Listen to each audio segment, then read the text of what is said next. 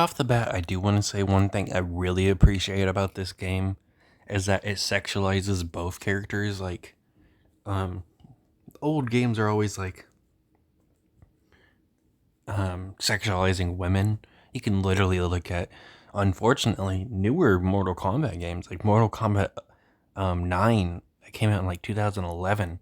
The women were heavily sexualized in that. Um, and it's just like a lot of games sexualize women a lot. And in this game, one of the main characters is a dude in his fucking underwear and a girl in her bikini. I like that they sexualize both. Now, to the game, pretty fun. Sometimes it's a real pain in the ass to fight characters. I like that you can fight on animals, like dragons and this other weird looking thing. They say what it is in the credits, but it was such a weird name, I don't even remember it. I finished this game like a week ago and I'm finally reviewing it. Um, Most of the characters are just different skins of each other, which is very common in older games and even in a lot of newer games. So I'm not going to complain about that too much, but I do want to complain about it because of the fact that near the end of the game, there's some dialogue with the princess. And she's like, oh, this guy you just killed, he wasn't the main guy, there was someone else.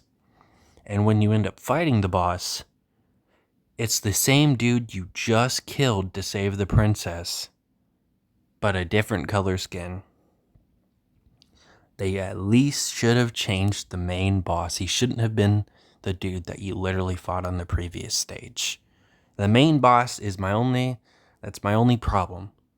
Your main boss should be different from the other characters. It shouldn't be someone you've already fought. That's what Streets of Rage did, right? It was someone you had never fought before.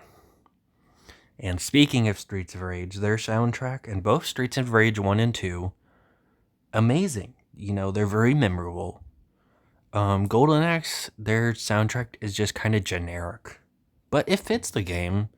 I mean, it's not hard to listen to. It's just kind of generic. It's not memorable. You would forget about the soundtrack when you get off the game. That's just kind of how it is. But I think it works for the game. It's just unfortunately generic. Um, Another negative is unfortunately, unlike Streets of Rage 1, once again, I'm going to bring it up. They're all in a collection together, and they're both beat 'em up games. You cannot do two player on this. I had my friend over, and I wanted to play Golden Axe with him. And we couldn't. We couldn't play Golden Axe on two player. I hope they change that in the sequel. I'm pretty sure they do, because I'm pretty sure I remembered playing this as a kid, with friends. Um, it's a pretty fun game, eight stages like normal beat 'em ups. Um, I didn't even have to use a continue. This game's pretty easy, and yeah, that's Golden Axe. It's pretty fun.